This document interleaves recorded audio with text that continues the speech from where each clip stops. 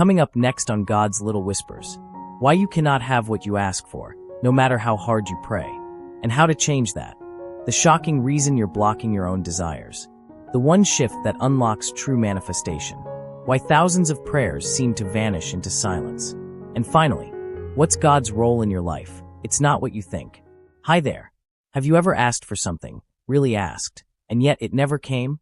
That promotion, that healing, that relationship, that wealth, that peace.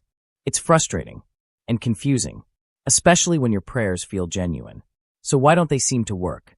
In this episode of God's Little Whispers, we unpack one of the most eye-opening truths from conversations with God. A truth that changes how we ask, how we receive, and how we understand the role of God in it all.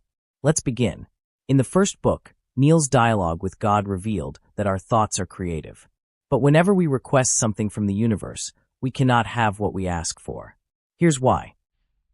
Does that mean I cannot ask for anything I want? Are you saying that praying for something actually pushes it away from us?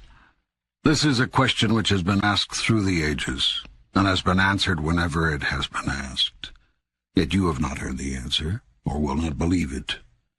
The question is answered again in today's terms and today's language, thusly. You will not have that for which you ask, nor can you have anything you want. This is because your very request is a statement of lack, and you're saying you want a thing only works to produce that precise experience, wanting, in your reality. The correct prayer is therefore never a prayer of supplication, but a prayer of gratitude.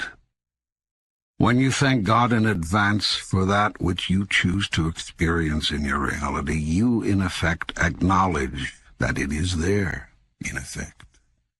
Thankfulness is thus the most powerful statement to God, an affirmation that even before you ask, I have answered. Therefore, never supplicate, appreciate. Let's pause here for a moment and let that powerful message sink in. You cannot have that which you want. Not because you're unworthy. Not because you're being punished. Not because you didn't want it enough. But because wanting something only creates the experience of wanting. When you say, I want, you're not affirming the presence of a thing, you're affirming its absence. You're anchoring into a vibration of lack, a state of not having. And so the universe, ever faithful to your energetic truth, reflects back more of that exact experience. Wanting, desiring, but not receiving. This is why so many of us feel stuck in a loop, asking, waiting, and feeling more lack. So what's the way out? You shift from wanting to knowing, from hoping to embodying, from I want this to I am already in alignment with this. The shift is subtle, but powerful. As God said to Neil, the correct prayer is therefore never a prayer of supplication, but a prayer of gratitude. Not please give me this, but thank you, because I know it is already on its way. Gratitude becomes the key that unlocks the door to what you call manifestation, because it signals trust. It says, I know this is already mine in the spiritual realm. I'm simply allowing it to arrive in the physical. Which brings us to our next point, the shocking reason why people continue to block their own desires, even when you think you are already grateful. Here's how Neil asked the golden question.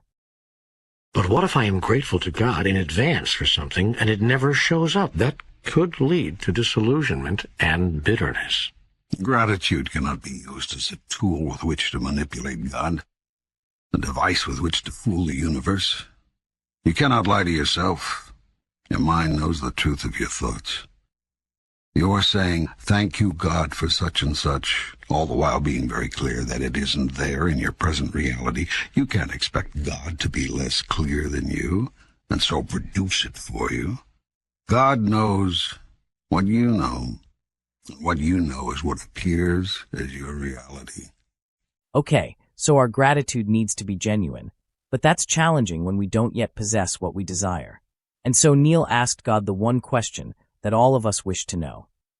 But how then can I be truly grateful for something I know is not there? Faith. If you have but the faith of a mustard seed, you shall move mountains. Come to know it is there because I said it is there.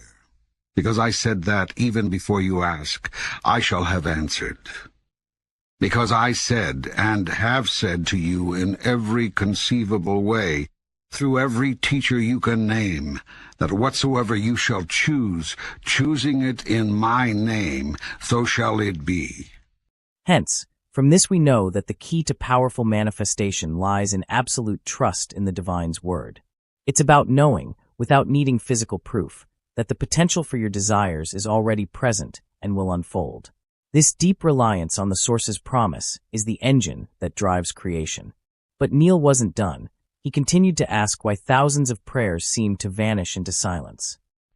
Yet so many people say that their prayers have gone unanswered. No prayer, and a prayer is nothing more than a fervent statement of what is so, goes unanswered. Every prayer, every thought, every statement, every feeling is creative. To the degree that it is fervently held as truth, to that degree will it be made manifest in your experience. When it is said that a prayer has not been answered, what has in actuality happened is that the most fervently held thought, word, or feeling has become operative. Yet what you must know, and here's the secret, is that always it is the thought behind the thought, what might be called the sponsoring thought, that is the controlling thought. If therefore you beg and supplicate, there seems a much smaller chance that you will experience what you think you are choosing, because the sponsoring thought behind every supplication is that you do not have now what you wish. That sponsoring thought becomes your reality. The only sponsoring thought which could override this thought is the thought held in faith that God will grant whatever is asked without fail. Some people have such faith, and very few. The process of prayer becomes much easier when, rather than having to believe that God will always say yes to every request, one understands intuitively that the request itself is not necessary. Then the prayer is a prayer of thanksgiving. It is not a request at all, but a statement of gratitude for what is so. This profound message explains that we need to stop asking. Instead, we must cultivate a deep and unwavering knowing that what we desire is already a reality on a fundamental level. Our prayers should shift from pleas of lack to powerful declarations of gratitude for what is, as if it already exists in our tangible experience. This heartfelt thankfulness, rooted in genuine faith and a sponsoring thought of abundance, is the true key to bringing our desires into being.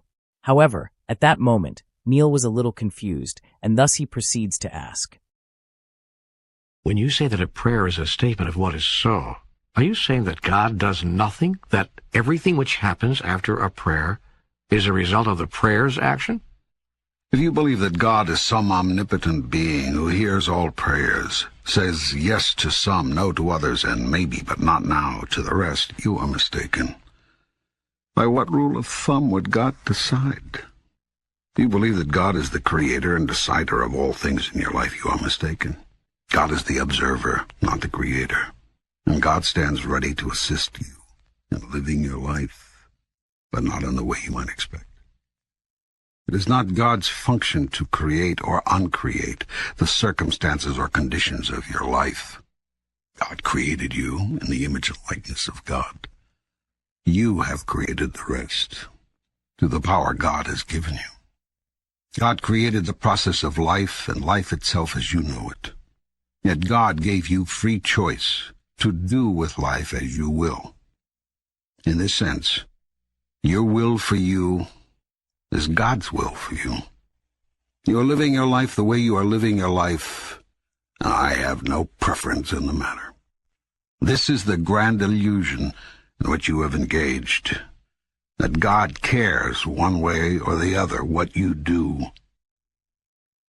I do not care what you do, and that is hard for you to hear. Yet do you care what your children do when you send them out to play? Is it a matter of consequence to you whether they play tag or hide and seek or pretend? No, it is not, because you know they are perfectly safe. You have placed them in an environment which you consider friendly and very okay. Of course, you will always hope that they do not hurt themselves, and if they do, you will be right there to help them, heal them, allow them to feel safe again, to be happy again, to go and play again another day. But whether they choose hide and seek or pretend will not matter to you the next day either. You will tell them, of course, which games are dangerous to play. But you cannot stop your children from doing dangerous things. Not always, not forever. Not in every moment from now until death. It is the wise parent who knows this. Yet the parent never stops caring about the outcome. It is this dichotomy, not caring deeply about the process, but caring deeply about the result, that comes close to describing the dichotomy of God. Yet God, in a sense, does not even care about the outcome, not the ultimate outcome. This is because the ultimate outcome is assured. And this is the second great illusion of man, that the outcome of life is in doubt. That's right. We've been given the power to create, the freedom to play. God isn't micromanaging our games or dictating the rules. The divine has provided the playground of life and stands ready to offer comfort and healing when we stumble, but ultimately, the choices of how we play, the paths we take, are ours to make. So, what does this mean for your life? It means the moment you shift from desire to alignment, from lack to abundance, from I hope to I trust. The entire structure of your reality begins to move with you. That's the invitation of this episode, to stop asking from a place of absence and start knowing from a place of wholeness. Thanks for watching God's Little Whispers.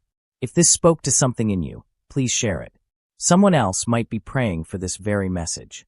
And if you haven't yet, please like the video, hit subscribe, and turn on notifications so you never miss the next whisper. Got a story about a prayer that changed your life? Drop it in the comments below. These truths are meant to be lived. Until then, stay open, stay curious, and remember, the divine is always right here, within you, whispering,